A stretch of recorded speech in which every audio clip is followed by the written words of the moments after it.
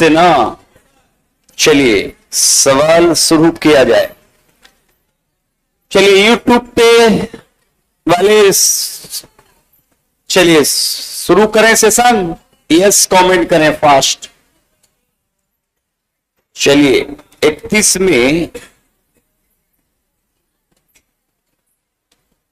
में पहला सवाल प्यारे आज के सेशन का कहता है कि एशिया के प्राचीनतम प्रायद्वीप का पठार कहां अवस्थित है? कहां पे? क्लियर ना? तो ध्यान रखेंगे, एशिया के प्राचीनतम प्रायद्वीप पठार कहां अवस्थित है? दक्षिण भारत।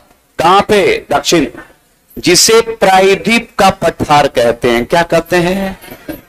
भारत में कई पठार हैं, भारत में कई पठार हैं, जिसमें सबसे महत्वपूर्ण पठार है डेक्कन। कौन सा भाई? डेक्कन का पठार। कौन पठार? डेक्कन का पठार कहां है? महाराष्ट्र। कहां पे? कौन पठार? डेक्कन का पठार। कौन पठार? डेक्कन के बाद है प्यारे मालवा। कौन सा? मालवा पठार की बात करेंगे ना, ये मध्य प्रदेश में है। कहां पे है? कौन पठार? मालवा। मालवा के बाद तीसरा है बुंदेलखंड। कौन सा? अरे उसको बंद करो रे, जबरदस्ती चलवा रहा है। उतना गर्मी नहीं है जितना तुम सोच रहा है। लड़का और ज्यादा आ गया है जी।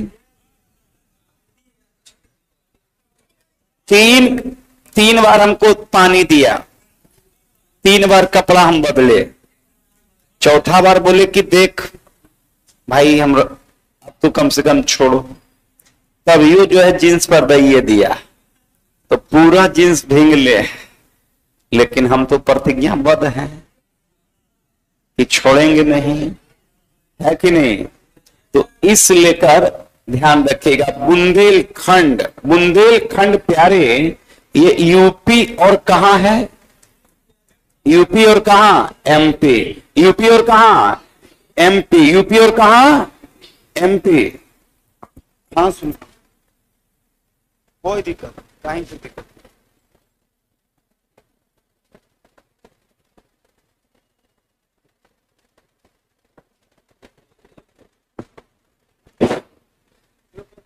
तो ध्यान कौन चलाते हैं? हाँ गजब हाल है, वो अपने सुख जाएगा। बुंदेलखंड यूपी और कहां है भाई? एमपी। यूपी और कौन सा? बुंदेलखंड। कौन सा? बुंदेलखंड के बाद प्यारे पूछ देगा आपसे कि बघेलखंड कहां है? तो बघेलखंड कहिएगा छत्तीसगढ़ में। कहां पे? और सबसे महत्वपूर्ण 5वां है छोटा नागपुर। कौन सा? छोटा नागपुर पठार की बात करेंगे ना तो ये प्यारे है झारखंड में। कहां है? जिसे भारत का रूर प्रदेश भी कहते हैं। भारत में अब देखिए इसमें पूछेगा कि भारत में सबसे खनिज संपन्न पठार कौन है? छोटा नागपुर। कौन? तो भारत में सबसे खनिज, अरे तू माथा पे हाथ कहा दे ले रे, एकदम टेंशन नहीं लेना है। तो ध्यान रखेंगे छोटा नागपुर कहां है? झारखंड में, जो भारत का सबसे खनिज संपन्न पठार है। खनिज क्या है? तो भारत का सबसे खनिज संपन्न पठार कौन? छोटा नागपुर। छोटा नागपुर है कहां? झारखंड। क्लियर ना? डेक्कन पठार कहां भाई? महाराष्ट्र। डेक्कन कहां? महाराष्ट्र। मालवा कहां? मध्य प्रदेश। बुंदेलखंड यूपी और एमपी। बघेलखंड छत्तीसगढ़। क्लियर? जबकि हमने बताया था कि दुनिया का सबसे बड़ा पठार है तिब्बत का पठार। कौन? जबकि दुनिया का सबसे, याद रखेंगे, ऊंची जिसे दुनिया का छत, वो है पमीर पठार। कौन पठार? पमीर पठार। क्लियर? तो याद रखिए प्रायद्वीप पठार दक्षिण भारत के पठार दक्षिण भारत में है। कहां पर है? दक्षिण भारत। चलिए नेक्स्ट सवाल की ओर चलेंगे। नेक्स्ट सवाल क्या कहता है, ध्यान दीजिएगा। उत्तर भारत के विशाल मैदान का निर्माण कैसे हुआ प्यारे? ध्यान समझेंगे। गंगा, सिंधु, ब्रह्मपुत्र नदियों द्वारा लाए गए मिट्टी से किसका निर्माण हुआ है? उत्तर भारत का विशाल मैदान। उत्तर भारत का विशाल मैदान का निर्माण जो हुआ है, जिसे हमने गंगा का मैदान कहा, जिसे मैंने क्या कहा है? गंगा का मैदान। जिसे मैंने क्या कहा है? गंगा का मैदान। ध्यान रखिएगा। अब ध्यान देंगे कि गंगा के मैदान में सबसे ज्यादा, हमने कहा था कि गंगा के मैदान में सबसे ज्यादा कौन मिट्टी मिलती है प्यारे? जलोढ़ मिट्टी। कौन मिट्टी? तो जलोढ़ मिट्टी की बात करेंगे तो गंगा के मैदान में सबसे ज्यादा कौन मिट्टी? जलोढ़ मिट्टी। हुआ क्या कि जहां पर अभी गंगा का मैदान है, वहां हिमालय जब बन रहा था तो हुआ क्या है कि यूरेशियन पर दबाव बनाया तो हिमालय बना। हिमालय जब बना तो बहुत सारा मिट्टी ऊपर उठा होगा दबकर, और दबकर जब ऊपर उठा तो जब मिट्टी दबकर ऊपर उठेगा तो ऑटोमेटिक है कि कहीं ना कहीं खाली तो होगा। जैसे पिचकारी में देख कमांडो, रंग है, रंग पिचकारी में उस पर प्रेशर जब दिया तो रंग बाहर हो गया। तो रंग जब बाहर होगा तो बताइए पिचकारी में रंग रहेगा कि खत्म? खत्म है ना। तो मिट्टी जब ऊपर उठा तो कहीं गड्ढा हुआ, और जब गड्ढा हुआ तो पुनः हिमालय से निकलने वाली नदियां फिर वहां से मिट्टी लाला के एक विशाल मैदान का निर्माण किया, जिसे नाम दिया गया उत्तर भारत का विशाल मैदान। उत्तर भारत का, जिसे हमने कहा गंगा का मैदान। जिसे हमने क्या कहा? क्या कहा? गंगा का मैदान। याद रखिएगा, गंगा के मैदान में सबसे ज्यादा कौन मिट्टी? जलोढ़ मिट्टी। कौन मिट्टी? जलोढ़ मिट्टी। याद रखिएगा। नेक्स्ट सवाल की ओर कमांडो क्या कहता है, ध्यान से समझना है। कहता है उत्तरी चीन में उपजाऊ मैदान किसके द्वारा विकसित है? कहता है उत्तरी चीन में उपजाऊ मैदान किसके द्वारा विकसित है? गौर कीजिएगा। एशिया महादेश में चाइना जो देश है, चाइना में दो नदी बहती है। एक तो पहले प्यारे हांगहो, इसे हांगहो को याद रखेंगे चीन का शोक कहा जाता है। चीन का क्या कहा जाता है? तो बताओ, जैसे बिहार का शोक कोसी है, उसी प्रकार से चीन का शोक किसको कहते हैं? हांगहो।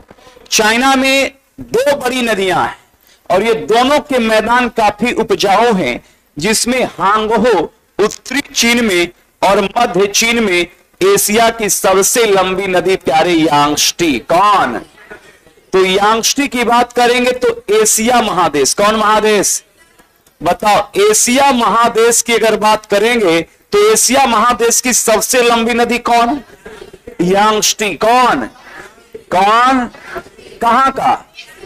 एशिया का। जबकि याद रखिएगा कि ये चाइना की भी सबसे लंबी नदी है। कौन? यांगस्टी। इसी के किनारे ध्यान रखेंगे चाइना का सबसे बड़ा शहर संघाई स्थित है। कौन स्थित है? संघाई। किस नदी किनारे? यांगस्टी। तो एशिया की सबसे बड़ी नदी कौन? यांगस्टी। जैसे प्यारे अगर आपसे पूछेगा कि दुनिया की सबसे लंबी नदी कौन है? नील नदी। नील नदी कहां बहती है? अफ्रीका में। कहां बहती है? अफ्रीका। देश पूछे तब मिस्र है, ऐसे ये 4 देशों में बहती है। लेकिन महादेश पूछेगा कि दुनिया की सबसे लंबी नदी नील कितने देशों में बहती है? 4। लेकिन किस महादेश में? अफ्रीका। जैसे प्यारे याद रखेंगे एक नदी है अमेजन, नाम सुने होंगे। अमेजन नदी का संबंध है दक्षिण अमेरिका से। कहां से? कहां से? लेकिन अगर देश पूछे तो ब्राजील। देश कौन? देश पूछे तो कौन सी नदी? अमेजन। दुनिया की दूसरी सबसे लंबी नदी कौन है? अमेजन। जो दक्षिण अमेरिका के किस देश में? ब्राजील। दक्षिण अमेरिका के। जबकि एशिया की सबसे लंबी नदी कौन है? यांगस्टी। और यांगस्टी बहती है कहां? चाइना में। और हांगहो, जिसे चीन का शोक भी कहते हैं, वो भी चाइना में बहती है। और स्पष्ट रूप से याद रखेंगे काफी उपजाऊ मैदान।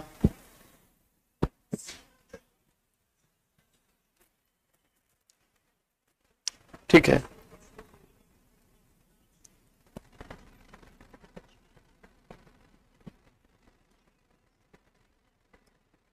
चलिए ध्यान देंगे। आवाज तो ठीक है, यूट्यूब पे ठीक जा रहा है। चलिए आवाज बताएंगे आप लोग, यूट्यूब वाले आवाज साफ जा रहा है? यस कमेंट करेंगे। ठीक है, चलिए साउंड देख लें, आवाज ठीक जा रहा है आप लोग के पास? तो ध्यान रखिएगा, कमेंट करेंगे कि दुनिया की सबसे लंबी नदी कौन? नील नदी। कौन? हांगहो नदी कहां बहती है? चाइना। चलिए नेक्स्ट सवाल की ओर प्यारे। कहता कि दाजिला और फरात नदी कहां स्थित है? इराक। कहां पे? इराक। देखो दाजिला और फरात की बात करेंगे ना, तो दाजिला और फरात, दाजिला को ही एक नदी के नाम से जानते, टिग्रिस। टिग्रिस प्यारे, इसी पर इराक की राजधानी बगदाद स्थित है। इराक की राजधानी कहां? बगदाद। किस नदी पे? टिग्रिस। किस नदी पे? दाजिला को एक अन्य नाम से जानते हैं, किससे? टिग्रिस। और टिग्रिस पर ही याद रखेंगे कौन स्थित है? बगदाद। कौन?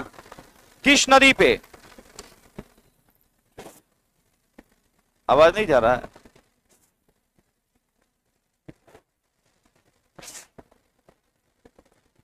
ठीक है, आवाज जा रहा है ना? अब ठीक आ रहा है? बढ़ा के ही रखो भाई। जबकि फारात को याद रखेंगे यूफ्रेटस। यूफ्रेटस की बात करेंगे प्यारे, तो यूफ्रेटस की बात करेंगे। फारात का एक अन्य नाम क्या है? यूफ्रेटस। और दोनों नदी इसलिए महत्वपूर्ण है क्योंकि दाजिला और फारात में ही याद रखेंगे मोसोपोटामिया। मोसोपोटामिया सभ्यता का विकास जो हुआ था, सभ्यता का जो विकास हुआ था, तो मोसोपोटामिया सभ्यता का विकास कहां हुआ था? इराक में। थोड़ा सा और बढ़ा दो, थोड़ा और बढ़ा, आवाज कम लग। हाँ हल्का।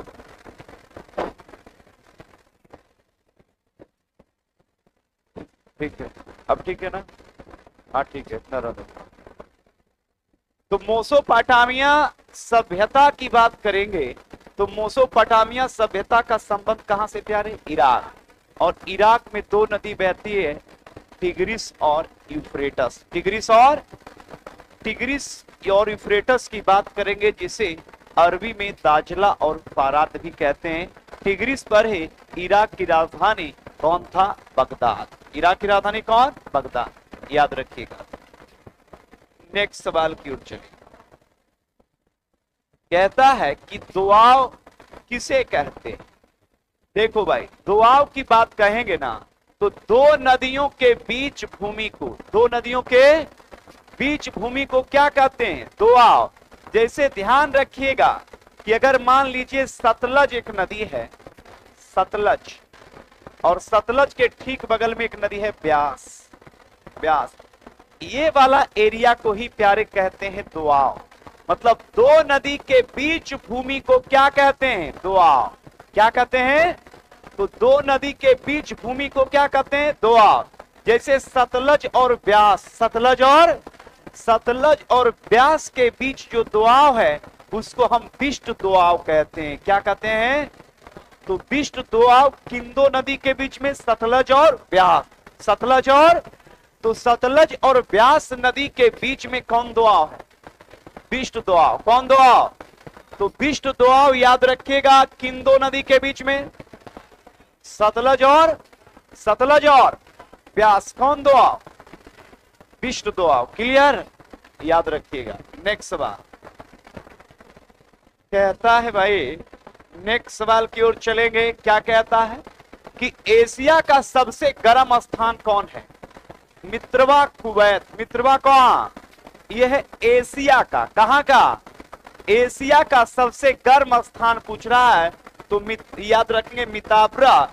याद रखेंगे ये कहां पड़ता है? कुवैत। कहां पे?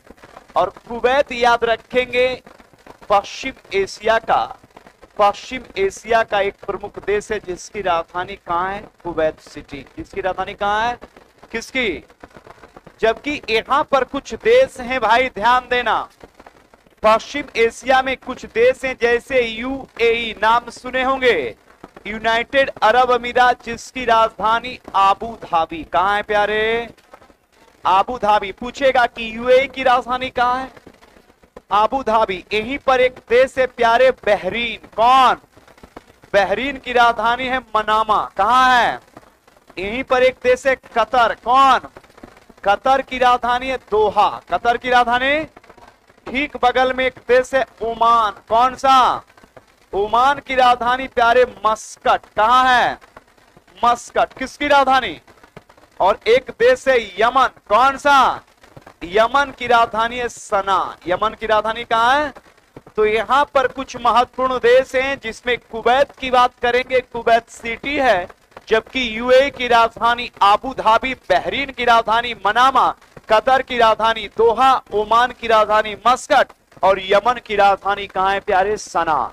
यमन की राजधानी कहां है? सना। यमन की राजधानी सना, ओमान की राजधानी मस्कट, कतर की राजधानी दोहा, बहरीन की राजधानी मनामा, यूएई की राजधानी आबू धाबी। यूएई की राजधानी, यूएई की राजधानी आबू धाबी। तो ध्यान रखेंगे, बहुत सारे एग्जाम में कंट्री नेम या कैपिटल और करेंसी, वहां के देश की राजधानी और मुद्रा पूछता है, इस बात का ध्यान रखिएगा। चलिए नेक्स्ट सवाल की ओर चलेंगे। नेक्स्ट सवाल क्या कहता है प्यारे? ध्यान देना।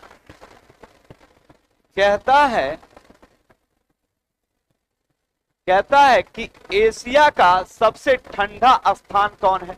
इसका नाम है बारखोयांग्स, जो साइबेरिया रूस में पड़ता है। बारखोयांग्स कहां पे? साइबेरिया रूस। बारखोयांग्स कहां पड़ता है? साइबेरिया रूस प्यारे। दुनिया का सबसे ठंडा स्थान जो रूस में पड़ता है, जबकि रूस दुनिया का सबसे बड़ा देश भी है प्यारे क्षेत्रफल में। क्षेत्रफल के दृष्टि से दुनिया का सबसे बड़ा देश कौन है? रूस। कौन? कौन? रूस। याद रखेगा, जबकि स्पष्ट रूप से मैंने कई बार बताया है कि रूस की अगर बात करेंगे, रूस में ही कल मैंने बताया था एक पर्वत है यूराल पर्वत। कौन पर्वत? कई बार एग्जाम में पूछा गया है कि एशिया और यूरोप को अलग करता है कौन पर्वत? यूराल।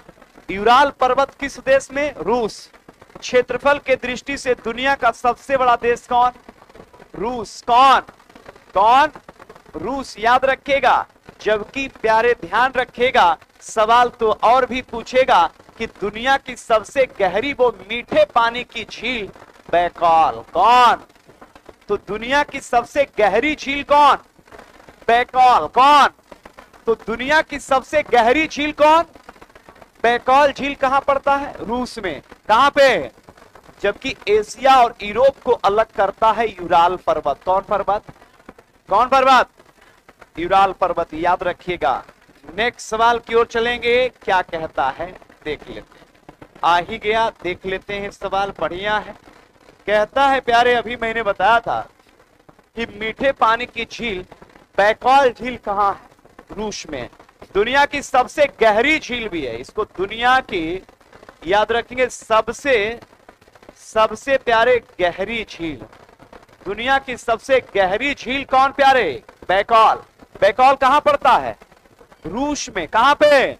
लेकिन आज दुनिया का सारा झील ही समाप्त कर देंगे, लेकिन याद रखेंगे, समाप्त करेंगे आपको याद करवा, ताकि आपके एग्जाम में सवाल ना छूटे। प्यारे सबसे महत्वपूर्ण याद रखना कि अगर पूछेगा कि दुनिया का सबसे बड़ा झील, तो आंख बंद करके कहिएगा कैस्पियन सागर। कौन सागर? कैस्पियन सागर प्यारे। कैस्पियन सागर एशिया महादेश में स्थित 5 देश में इसका विस्तार है। कितने देश में? 5। लेकिन 5 देश लिखेंगे तो टाइम थोड़ा ज्यादा आ जाएगा, तो सुनाएंगे जो कि आपके माइंड में सेट होगा।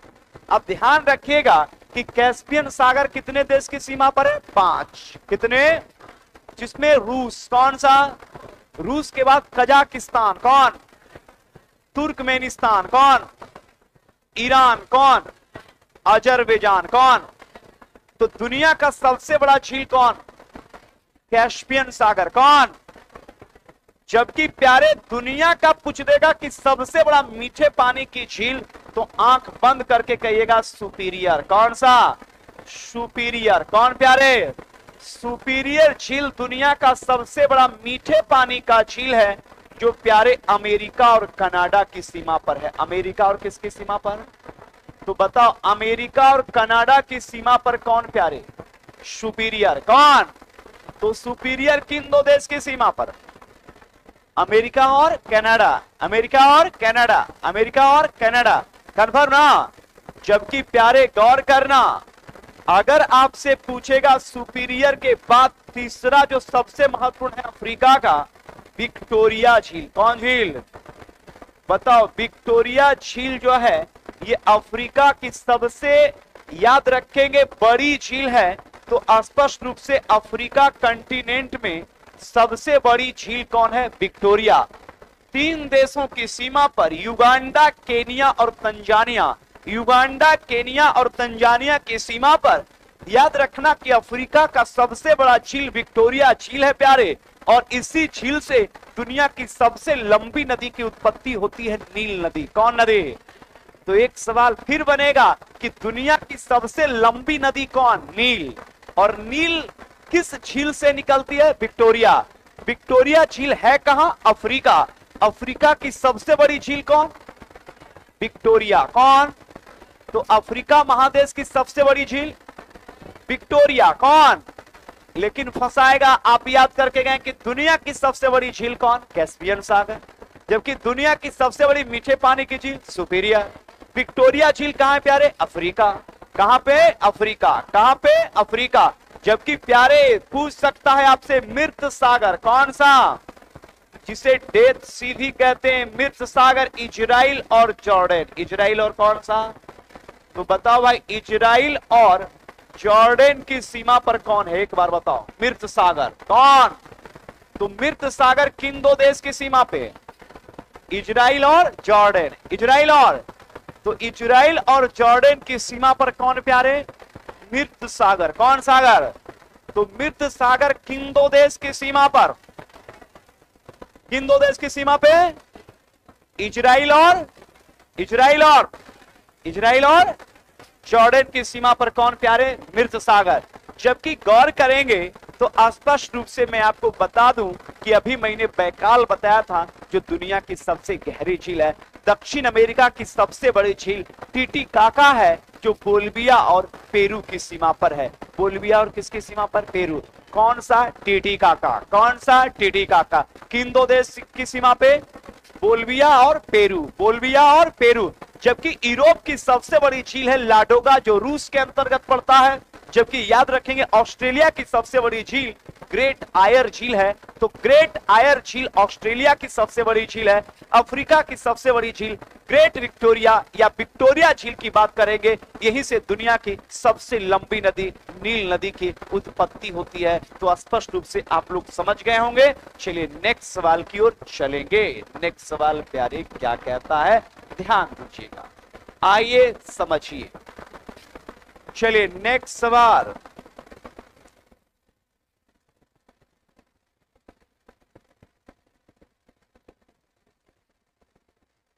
चलिए नेक्स्ट सवाल की ओर चलेंगे प्यारे। क्या कहता है, ध्यान देना कि सर्वाधिक वर्षा वाला स्थान कौन? मासिन राम। बड़ा इजी सवाल है क्योंकि आप पढ़ लिए, और कोई भी जब चीज आपको याद है तो वो हल्का होता है, लेकिन जब याद ना हो तो भारी है। लेकिन ये पूछेगा तो ये तो इजी है कि भाई मासिन राम में वर्षा होती है, ठीक है, लेकिन पूछेगा कि ये मासिन राम जो है मेघालय में किस पहाड़ी पर है। अब प्यारे 3 ऑप्शन देगा। पहला गारो। कौन सा? गारो के बाद खांसी, खांसी के बाद जयंतिया। कौन प्यारे? और जयंतिया के बाद एक पहाड़ी और प्यारे देगा, और वो पहाड़ी दे देगा आपका डाफला की पहाड़ी। कौन पहाड़ी? डाफला। अब बताओ, 4 ऑप्शन देगा कि दुनिया का सबसे अधिक वर्षा वाला जगह मासिन राम तो मेघालय में है, लेकिन ये किस पहाड़ी पर है प्यारे? तो याद रखना ये खांसी पर है। एक बार कमेंट कर देंगे कि खांसी पहाड़ी पर है, जबकि मेघालय में 3 पहाड़ियां, गारो, खांसी और जयंतिया।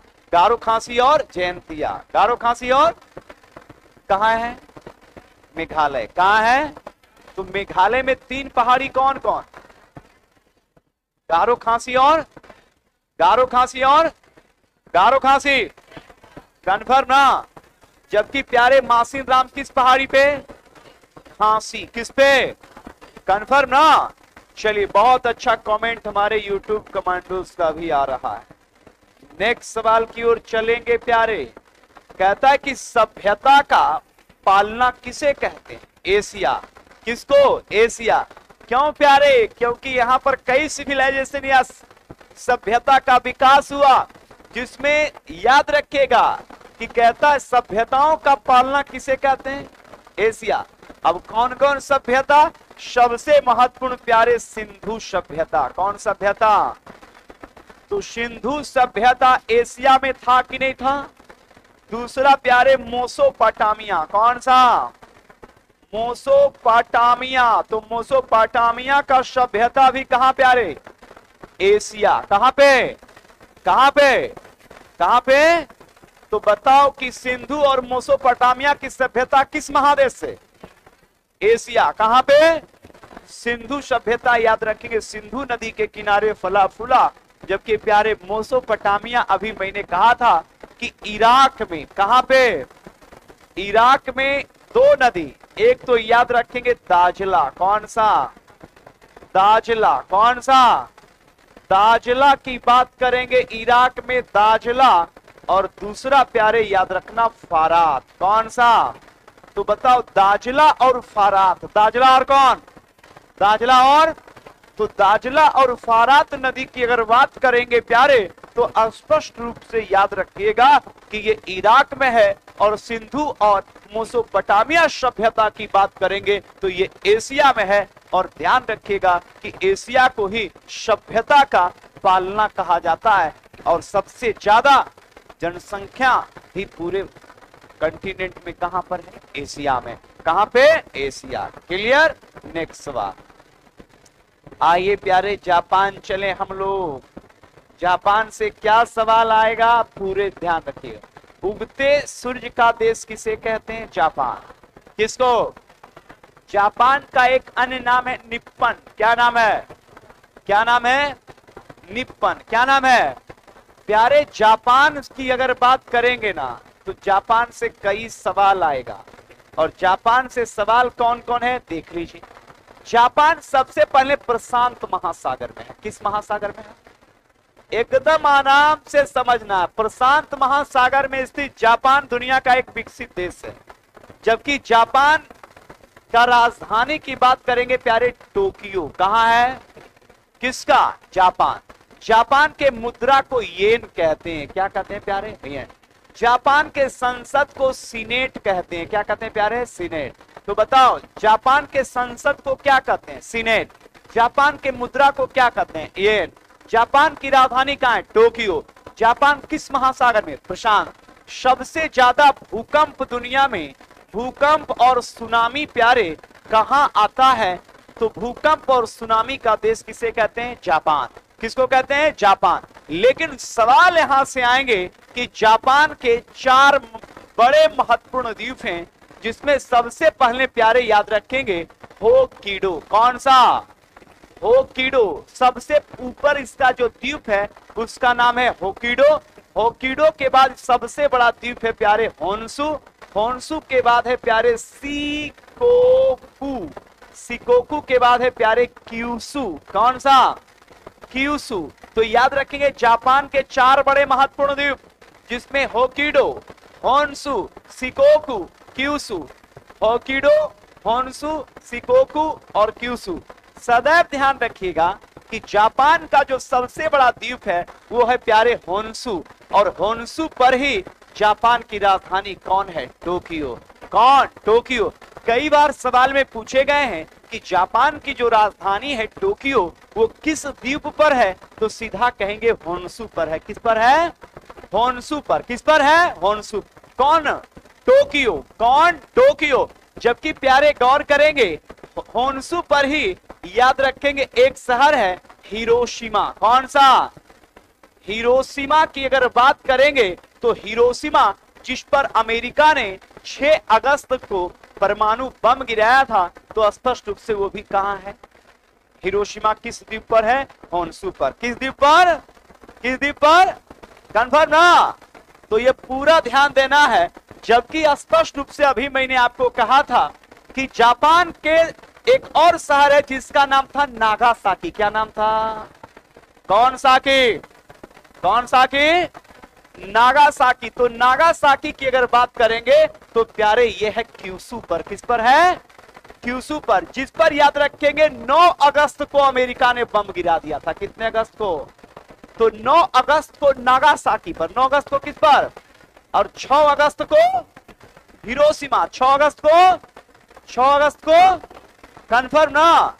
तो ये पूरा ध्यान रखिएगा। तो यहां से अगर सवाल पूछ देगा कि जापान के मुद्रा को क्या कहते हैं? येन कहते हैं। पूछ देगा जापान के संसद को क्या कहते हैं? सीनेट कहते हैं। पूछ देगा जापान के सबसे बड़ा द्वीप कौन है प्यारे? होन्शु।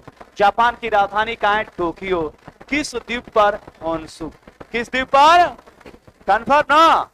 चलिए, ऑनलाइन कमांडोज, किन्हीं को कोई दिक्कत यूट्यूब पर तो जरूर। हाँ क्या?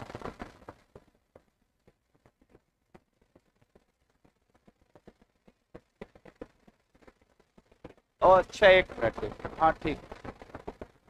अच्छा, डाइट है ना? ठीक है, डाइट, डाइट ना? हाँ डाइट, ठीक। संसद को याद रखेंगे, जापान संसद को। हाँ डाइट, ठीक है। चलिए नेक्स्ट सवाल की ओर चलेंगे। नेक्स्ट सवाल कहता है प्यारे, कहता है यहां पे कि अंकोर वाट का मंदिर कहां है? कंबोडिया। कहां पे? कंबोडिया।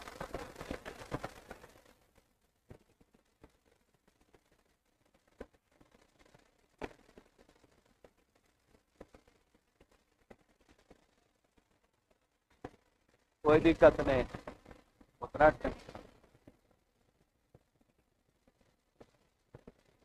चलो भाई। अंकोर वाट का मंदिर कहां है? कंबोडिया। कहां पे? दुनिया का ये सबसे बड़ा मंदिर है। कौन प्यारे? कौन? कौन? तो अंकोर वाट का मंदिर कहां है? कंबोडिया की राजधानी है नोम पेन। कहां है? Phnom Penh. कहां है? किसका? कंबोडिया का। किसका भाई? तो कंबोडिया की राजधानी कहां है? Phnom Penh. याद रखिएगा प्यारे। कहता कि सबसे लंबी दीवार कहां है? चीन में। कौन दीवार? चीन का दीवार की अगर बात करेंगे तो चीन का दीवार की बात करेंगे, दुनिया का सबसे लंबी दीवार है जो कहां पड़ता है? चाइना में। कहां पड़ता है? चाइना में। याद रखिएगा। जबकि अब सवाल है कि कहता है प्यारे कि सबसे ऊंचा सड़क मार्ग खारदुंगला कहां पड़ता है? ले। कहां पे? कौन सा? खारदुंगला। कौन सा? खारदुंगला कहां पड़ता है? ले। ले किसकी राजधानी? लद्दाख। ले किसकी राजधानी?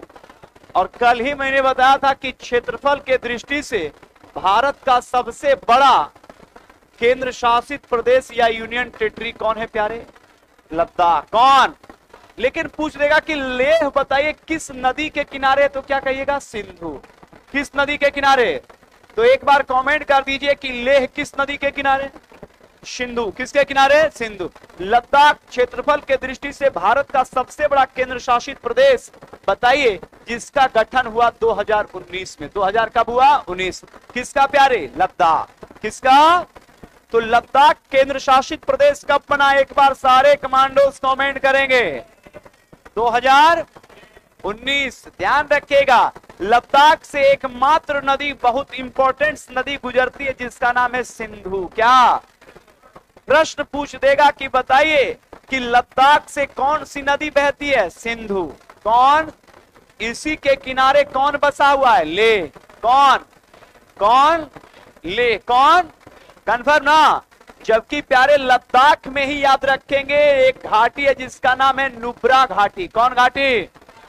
देखो भाई, अगर पूछ दे तुमसे कि नुब्रा घाटी, कौन घाटी?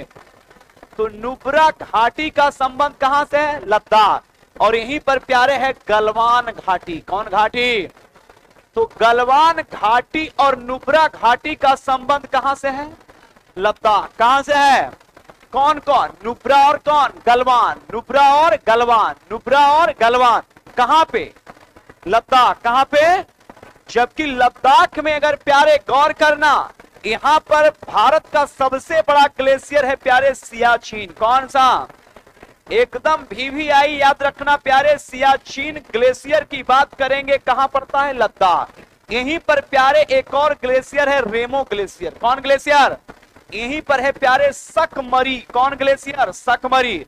यहीं पर है प्यारे बातूरा ग्लेशियर। बातूरा, सकमरी, रेमो, सियाचिन, ये सारे ग्लेशियर लद्दाख के अंदर पड़ते हैं।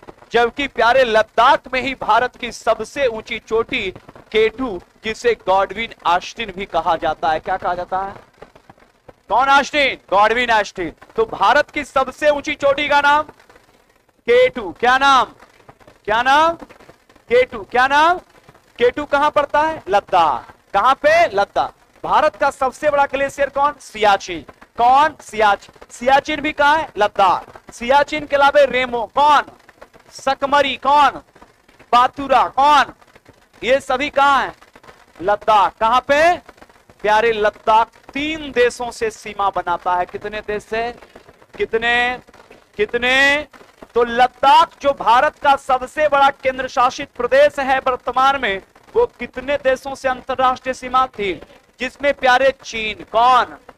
चीन के बाद पाकिस्तान, और पाकिस्तान के बाद अफगानिस्तान। एकदम VVI है कि लद्दाख की अंतरराष्ट्रीय सीमा कितने देशों से? 3। चीन, पाकिस्तान और अफगानिस्तान। चीन, पाकिस्तान और कंफर्म ना? एकदम ध्यान देना है लोग। तुम लोग सुस्ता गया कि कोई अवैध उवैध आके बैठ गया है कि ताकि होली के बाद जबरदस्त इनकाउंटर करेंगे। ध्यान रखिएगा, जैसे ही हल्के मत लेना। हाँ, अब तुमको पता चल गया ना कि जो है हम लोग कितना हद तक जा सकते हैं। कि पूरा देखो फुल मेरा जींस भींगा हुआ है। अब होली था तो होली में दे दिया, तो हम बोले कि ठीक है, एक्सेप्ट है। हाँ, अपने कर्म क्षेत्र पर जाने तुम्हारी खुशी है। होली का महोत्सव है तो रंग दे दो, धूल दे दो, कीचड़ दे दो, सब वेलकम। कीचड़ भी देता तो भी हम आते, लेकिन हम पढ़ाते। प्यारे ध्यान रखना, अभी देखो हमारा कमांडो जो यूट्यूब पर है ना, इस सब होली खेल के सुस्ता गया होगा। यूट्यूब चेक खोला होगा, देखा होगा अच्छा मास्टर लगातार है ना। इसमें बहुत सारा हमारा कमांडो जो है ना होली होली खेल लिया होगा। अब थक गया होगा तो आराम से जो है लेट के देख रहा होगा, है ना। इसलिए एकदम कोई दिक्कत नहीं है, पूरा एकदम खेलिए, रंगीन होली बनाइए, लेकिन पढ़ना भी है ना। देखिए, दोनों जिंदगी में पढ़ इसलिए रहे हैं ताकि आप जो है अपने और अपने परिवार के लिए बेहतर जीवन के लिए है ना जिए। और ये फेस्टिवल आता है वर्ष में, वो सभी आपके भौतिक सुख सुविधाओं के साथ, ताकि उसमें और 4 चांद लग जाता है कि आप अपने और अपने परिवार, अपने गांव वालों के साथ एंजॉय करें, खुशी मनाएं। तो ये भी जरूरी है। इसलिए हम लड़के को बोलते हैं, है ना, बहुत सारा हम पढ़ा रहे हैं यूट्यूब। अब तो ऑनलाइन का जमाना है, लड़का पढ़ रहा है, कोई दिक्कत नहीं। कुछ भी अगर मैं 200 शब्द बोला, 10 ही शब्द सीखा तो सीखा ना भाई। तो मैं पढ़ा रहा हूँ, मेरा काम है। जैसे किसान आज भी अगर किसान का खेत में अगर अरहर, मसूर, चना पक गया होगा तो किसान आज भी फसल काट रहा होगा, क्योंकि अगर आज लेट कर देगा तो कल झड़ सकता है। भले 2 ही किलो अनाज का क्षति हो, लेकिन हो। तो किसान भी हमारा देखिए आज भी फसल काट रहा होगा, है ना। हमारा सेना भी देखेंगे सीमा पर सुरक्षा कर रहा है। हमारे डॉक्टर अभी भी ध्यान रखेंगे जो महत्वपूर्ण पद पे हैं, किसान महत्वपूर्ण है देश के लिए, सेना महत्वपूर्ण है, डॉक्टर महत्वपूर्ण है। डॉक्टर भी अभी क्लिनिक में अगर आप चले जाएंगे तो ध्यान रखेंगे इलाज तुरंत शुरू कर देगा। तो वो सारे के सारे ये लोग पर देश चल रहा है। तो हमारी भी ड्यूटी है कि भाई चलो हम भी, और ऐसा नहीं कि हम होली नहीं खेलें, सबसे ज्यादा खेलें, लेकिन लड़कों के बीच खेलें, क्योंकि लड़का से हमारा लगाव है, तो लड़का से भी खेल रहे हैं, पढ़ा भी रहे हैं, दोनों काम चल रहा है, दोनों काम एक साथ चल रहा है। इसलिए कर यूट्यूब कमांडो एकदम अलर्ट पर रहना है। चल प्यारे, कहता है कि सबसे ऊंची बिल्डिंग कौन है ना, और ये कहां है, यूएई में, यूनाइटेड अरब अमीरात में। याद रखेंगे बुर्ज खलीफा दुनिया का सबसे ऊंचा, लेकिन इसमें आपको कई पूछ सकता है, जैसे एफिल टावर पूछ सकता है। तो एफिल टावर कहां है, फ्रांस में। एफिल टावर कहां है, फ्रांस। याद रखिएगा, स्टेटिक्स में पूछ सकता है। पूर्व का वेनिस किसे कहा जाता है प्यारे, बैंकॉक को। किसको, और बैंकॉक किसकी राजधानी है, थाईलैंड की।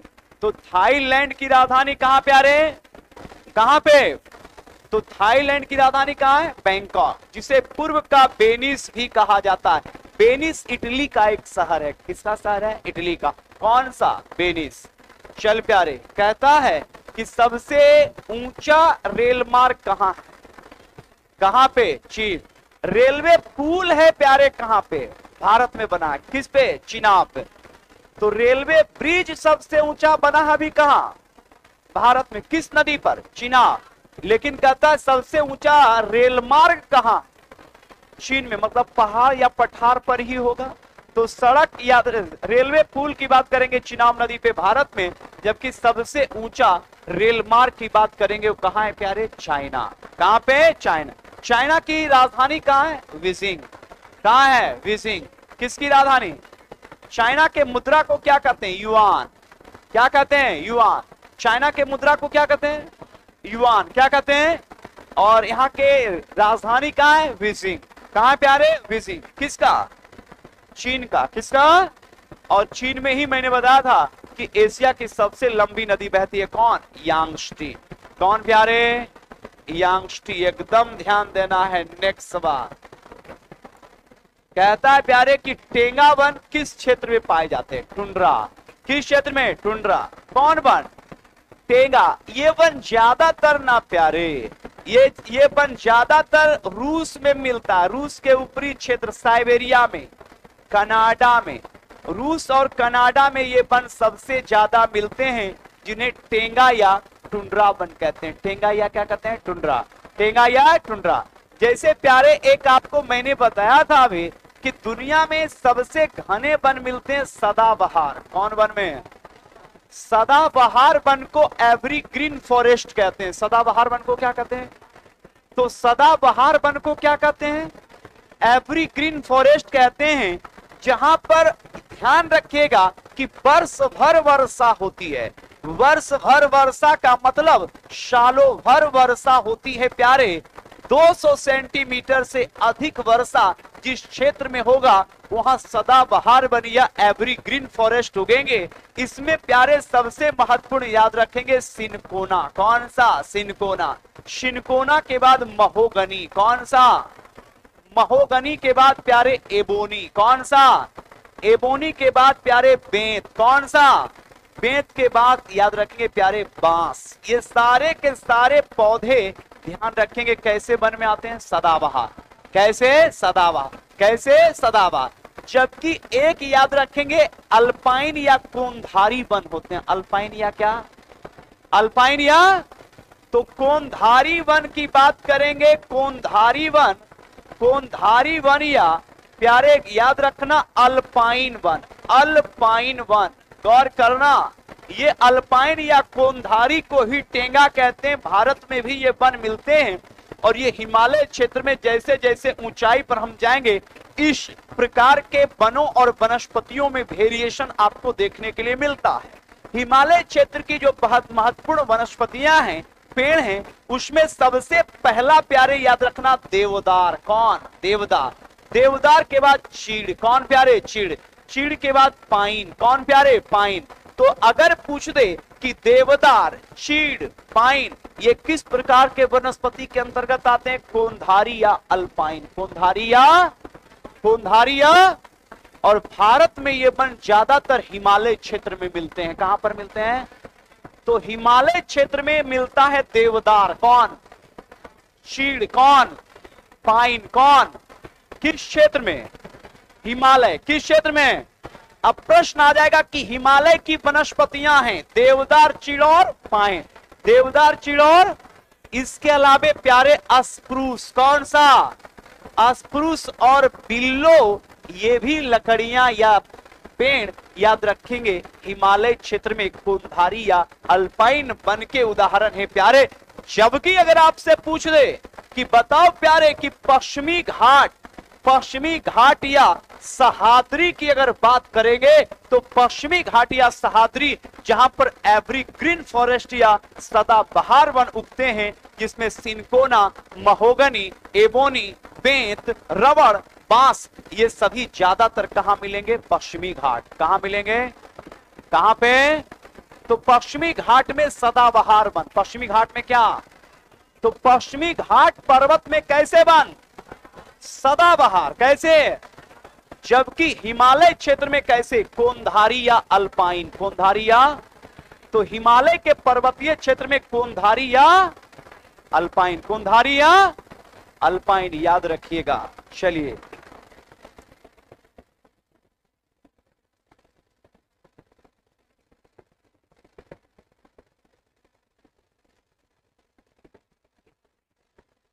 चलिए ललन टॉप वाले, आवाज ठीक है? आवाज में कोई दिक्कत नहीं है, आपको सुनने में थोड़ा दिक्कत है। चलिए ऑनलाइन कमांडो यूट्यूब वाले हमारे, मेरा आवाज पे कमेंट था इसलिए कि आवाज आपके पास कैसा पहुंच रहा है? अच्छा या ध्यान रखेंगे साफ पहुंच रहा है कि नहीं पहुंच रहा है? यस कमेंट करेंगे फास्ट। चलिए सेशन 250 के साथ कहता है प्यारे कि समशीतोष्ण घास के मैदान किसके उदाहरण हैं? स्टेपीज। कौन घास के मैदान? समशीतोष्ण। सम मतलब बराबर, शीतोष्ण मतलब याद रखना प्यारे ठंडा। जहां ठंडा और गर्मी बराबर पड़े वैसे मैदान को समशीतोष्ण या शीतोष्ण, समशीतोष्ण या प्यारे समशीतोष्ण घास के मैदान की अगर बात करेंगे तो स्पष्ट रूप से ध्यान रखिएगा स्टेपीज मेरे प्यारे, गौर करना कि ये घास के मैदान यूरोप में है। कहां पे है? यूरोप। लेकिन पूछ लेगा आपसे प्रेरी। कौन सा? प्रेरी। प्रेरी प्यारे उत्तरी अमेरिका में है। प्रेरी कहां है? तो उत्तरी अमेरिका के शीतोष्ण घास के मैदान को क्या कहते हैं? प्रेरी। प्रेरी के बाद प्यारे याद रखना पंपास। कौन सा? कौन सा? पंपास की बात करेंगे ना प्यारे तो पंपास दक्षिण अमेरिका में है। पंपास कहां है? और दक्षिण अमेरिका का एक देश है प्यारे अर्जेंटीना। नाम सुने होंगे। कौन सा? अर्जेंटीना। तो दक्षिण अमेरिका के अर्जेंटीना में कौन से घास के मैदान है? पंपास। कौन से? पंपास। जबकि तीसरा प्यारे याद रखना वेल्ड। कौन सा? वेल्ड। वेल्ड दक्षिण अफ्रीका के शीतोष्ण घास के मैदान को वेल्ड कहते हैं। जबकि चौथा याद रखना प्यारे, अगर आपसे पूछे कि डाउन्स घास का मैदान कहां है तो डाउन्स घास का मैदान प्यारे कहां है? ऑस्ट्रेलिया। डाउन्स घास का मैदान कहां है प्यारे? ऑस्ट्रेलिया। डाउन्स कहां है? ऑस्ट्रेलिया। तो स्पष्ट रूप से प्रेरी कहां पड़ता है? उत्तरी अमेरिका। प्रेरी कहां है? उत्तरी अमेरिका। पंपास कहां है? दक्षिण अमेरिका। पंपास कहां है? दक्षिण अमेरिका। लेकिन लोग रट के जाते हैं अर्जेंटीना। तो अर्जेंटीना एक देश है जिसकी राजधानी ब्यूनस आयर्स है। और प्यारे ध्यान रखेंगे दक्षिण अमेरिका का एक प्रमुख देश, दूसरा सबसे बड़ा देश दक्षिण अमेरिका का अर्जेंटीना है जिसकी राजधानी ब्यूनस आयर्स है। और यहीं पर शीतोष्ण घास का मैदान है पंपास। कौन? जबकि वेल्ड है दक्षिण याद रखेंगे अफ्रीका। वेल्ड कहां है? और डाउन्स कहां है? ऑस्ट्रेलिया। डाउन्स कहां है? डाउन्स कहां है? जबकि प्यारे अगर आपसे पूछेगा कि पुस्ताज कौन सा? पुस्ताज है हंगरी में। कहां है? तो हंगरी में कौन घास के मैदान है? पुस्ताज। कौन? जबकि प्यारे याद रखना कैंटबरी। कौन? ये घास का मैदान है न्यूजीलैंड। कहां प्यारे? तो न्यूजीलैंड के शीतोष्ण घास के मैदान को क्या कहते हैं? कैंटबरी। क्या कहते हैं? तो न्यूजीलैंड के शीतोष्ण घास के मैदान को कैंटबरी। और पुष्टाज कहाँ है? हंगरी। पुष्टाज कहाँ है? हंगरी। ये पूरा ध्यान रखिएगा। जबकि प्यारे उष्ण भी घास के मैदान हैं जो आपको हम बताएंगे। नेक्स्ट सवाल की ओर चलेंगे। क्या कहता है? कहता है टुंड्रा प्रदेश के मुख्य पशु कौन है? रेडियर। कौन प्यारे? रेडियर। कहां पे? टुंड्रा। कहां पे? और टुंड्रा प्रदेश, सबसे ज्यादा टुंड्रा प्रदेश की बात करेंगे तो रूस। कौन सा? रूस। और रूस के बाद कौन प्यारे? कनाडा। रूस और कनाडा में सबसे ज्यादा कौन प्रदेश है? टुंड्रा। कौन प्रदेश? टुंड्रा। और यहाँ के पशु को क्या कहते हैं? रेंडियर। क्या कहते हैं? रेंडियर। कहाँ के प्रदेश? टुंड्रा प्रदेश। तो टुंड्रा प्रदेश के पशु कौन है? रेंडियर। टुंड्रा प्रदेश सबसे ज्यादा किस देश में? रूस और कनाडा। रूस और कहाँ पे? रूस और कनाडा। एकदम प्यारे। और प्यारे ध्यान दीजिएगा। कहता है कि एक वृत्त का कुल मान कितना होता? 360। कितना? 360। पृथ्वी पर टोटल देशांतर कितना प्यारे? पृथ्वी पर टोटल देशांतर कितने? तो पृथ्वी पर टोटल देशांतर की अगर बात करेंगे 360 डिग्री। कितना डिग्री? लेकिन प्यारे क्या पूछेगा? ध्यान सुनिएगा। पृथ्वी पर खींची गई काल्पनिक रेखा, पृथ्वी पर खींची गई काल्पनिक रेखा उसी प्रकार से जिस प्रकार से समय निर्धारण के लिए याद रखेंगे, जनवरी, फरवरी, मार्च, अप्रैल संडे मंडे है, लेकिन आपने कभी संडे मंडे को आते जाते देखा नहीं, वो काल्पनिक है। उसी प्रकार से विश्व में अगर बात करेंगे तो विश्व में समय निर्धारण के लिए प्यारे, समय निर्धारण के लिए एक काल्पनिक रेखा बनाई गई जिसका नाम था देशांतर। देशांतर की कुल संख्या कितनी है? 360। प्यारे गौर करना कि पृथ्वी के बीचों बीच खींची गई, लेकिन उत्तर से दक्षिण, पृथ्वी पर उत्तर से दक्षिण की ओर खींची गई काल्पनिक रेखा को ही देशांतर कहते हैं। जो उसको लोग देखता उगता नहीं सिर्फ मानता है। जैसे होली आ गया, आज होली है, क्या आपने होली को देखा है कि होली आज सवेरे आया था और आज रात चला जाएगा? तो प्यारे जब होली को तुम देखा नहीं है, लेकिन होली आया, होली आया कि नहीं आया? और फिर अगले साल होली आएगा, आएगा ना? तो इस साल भी होली आया और होली चल रहा है ना? लेकिन क्या आपने होली को चलते हुए देखा है? नहीं, वो काल्पनिक है। क्या है? तो उसी प्रकार से ध्यान रखिएगा कि समय, क्या आपने समय को कभी देखा है कि देखो संडे जा रहा है, आज मंडे आ रहा है? नहीं ना? तो उसी प्रकार से उत्तर से दक्षिण दिशा की ओर खींची गई काल्पनिक रेखा क्या है? देशांतर। एक बार यूट्यूब कमांडो कमेंट करेंगे देशांतर की कुल संख्या कितनी? 300। तो प्यारे पृथ्वी के बीचों बीच 0 डिग्री देशांतर को ग्रीनविच कहते हैं। क्या कहते हैं मेरे प्यारा? यही 0 डिग्री ग्रीनविच से विश्व का समय का निर्धारण होता है। किसका समय का? तो विश्व समय का निर्धारण अगर पूछ दे कि विश्व में समय का निर्धारण कितने डिग्री देशांतर से? 0 डिग्री।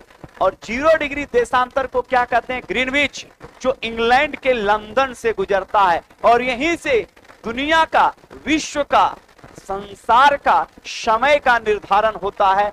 0 डिग्री देशांतर जिसको ग्रीनविच कहते हैं। जबकि प्यारे 0 के बाद 180 डिग्री और फिर 180 डिग्री, टोटल मिलाकर हो गया 360 डिग्री। और ये 180 और ये 180 डिग्री को ही प्यारे अंतरराष्ट्रीय तिथि रेखा या इंटरनेशनल डेट लाइन कहते हैं, जहां से दुनिया में तिथि या दिन का निर्धारण होता है कि यहां से इधर संडे होगा और इधर मंडे होगा। तो अगर पूछ दे आपसे कि विश्व में समय का निर्धारण के लिए, तो कहिएगा ग्रीनविच। क्या कहिएगा? प्रश्न आ जाएगा कि ग्रीनविच कितना डिग्री होता है? 0 डिग्री।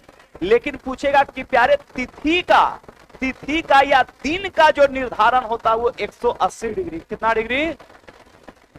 और 180 डिग्री देशांतर को इंटरनेशनल डेडलाइन या अंतरराष्ट्रीय तिथि रेखा, इंटरनेशनल डेडलाइन या अंतरराष्ट्रीय तिथि रेखा, इंटरनेशनल डेडलाइन या अंतरराष्ट्रीय तिथि रेखा के नाम से हम जानते हैं। कन्फर्म ना? और यहीं से जबकि प्यारे अगर पूछे भारतीय मानक समय, तो याद रखिएगा भारतीय मानक समय की अगर बात करेंगे, जहां से भारत का समय का निर्धारण होता है प्यारे, वह 82.5 डिग्री। कितना डिग्री?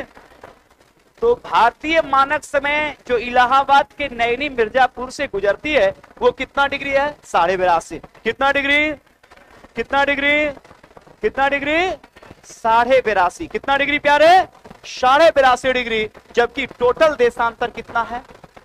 360। अगर कभी भी पूछेगा कि देशांतर किसका सूचक है या निर्धारण करता है, तो कहिएगा कि देशांतर से हम समय का निर्धारण करते हैं। किसका निर्धारण? समय का निर्धारण। एकदम ध्यान रखना है। नेक्स्ट सवाल की ओर प्यारे क्या कहता है, ध्यान देना। कहता है कि सड़क सुरक्षा के 4 मुख्य बिंदु क्या हैं? शिक्षा, प्रवर्तन, इंजीनियरिंग और आपातकालीन देखभाल। ये सभी याद रखिए सुरक्षा, सड़क सुरक्षा के प्रमुख क्या हैं? बिंदु। तो सड़क सुरक्षा के बिंदु याद रखिए शिक्षित, प्रवर्तन, इंजीनियरिंग और आपातकालीन देखभाल। ये सड़क सुरक्षा से संबंधित हैं। किससे संबंधित हैं? सड़क सुरक्षा से। क्योंकि ये एनसीईआरटी जो हम पढ़ा रहे हैं, ये कौन से क्लास का था? हाँ, यहाँ तो है क्लास 8 का है। और क्लास 8 के बाद जल्द ही शुरू होगा क्लास 9 का। किसका? और क्लास 9 का भी शुरू होगा। बिल्कुल बेहतर, क्योंकि अभी तक मैंने जो आपको पढ़ा रहा था ऑफलाइन या ऑनलाइन के माध्यम से, तो वो 6 पढ़ाया, 7 पढ़ाया और 8 पढ़ाया। क्योंकि क्लास 6, 7, 8 जो होता है उसमें नॉर्मलाइज्ड डिफिनेशन होता है कोई भी चीज, क्योंकि वो बच्चे का बुक होता है और बच्चे को शुरू में उसी लेवल में बताया जाता है। लेकिन जैसे ही 8 के बाद 9, 10 आप आते हैं तो वो हाई स्कूल तक का चला जाता है, जिसमें लड़का मैच्योर्ड हो जाता है और वो फिर आप मैट्रिक के लिए भी आप 9, 10 से सवाल पूछे ही जाते हैं। तो 9, 10 जो आपको बताए जाएंगे उसमें प्यारे बहुत ज्यादा डीप होगा और बहुत ज्यादा बेहतर और भी कंटेंट आएंगे। और जब बेहतर कंटेंट 9, 10 का आएगा तो मैं आपको विश्वास दिलाता हूं कि उसमें भी आपको पूरा लाभ मिलेगा और कहीं कोई दिक्कत नहीं होगा।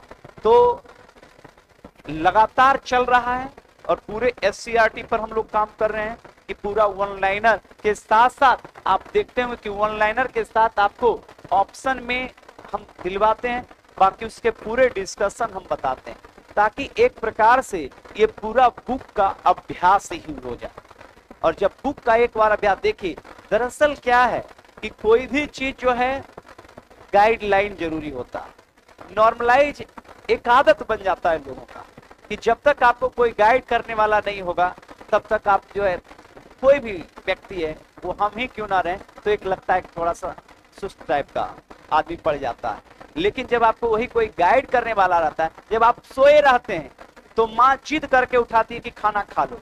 2, 4, 5 बार जिद किया, भले उस समय तत्क्षण आपको तकलीफ भी लगता है, बोल भी देते हैं, लेकिन फिर जब उठ के आप खाना खा लेते हैं तो चलो लगता है कि नहीं चलो ठीक है।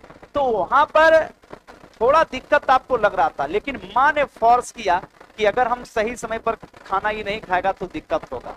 तो वही बात है कि आपके टीचिंग क्षेत्र में भी आपको किसी को पढ़ने, आज तक धरती पर किसी भी आदमी को याद रखिए पढ़ने में मन नहीं लगा, वो तो एक इच्छा पैदा हो जाता है जो कुछ प्रकृति भी होता है और कुछ माध्यम भी होता है। तो लगातार अगर आपको पढ़ाया जाएगा तो आपको जरूर बेहतर से बेहतर फायदा मिलेगा।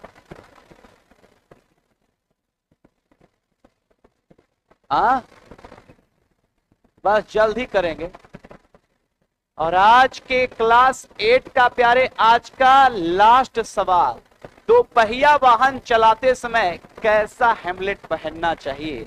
दुर्घटना से देरी भली, याद रखेंगे सूचक भी रहता है आपके एसएच और एनएच पे। कहता है 2 पहिया वाहन चलाने के समय हेलमेट, कहता है ISI मार्का काला और स्ट्रिप के साथ। मतलब ये हमारा ISI एक मार्का है जो याद रखेंगे उसके गुणवत्ता और क्वालिटी का मापदंड है। तो प्यारे याद रखिएगा आंसर आपका ISI मार्का वाला याद रखेंगे स्टेप के साथ। तो ये आपके SCRT के आज का सेशन ज्योग्राफी क्लास 8 का जितने सवाल थे वो पूरे करवाए गए।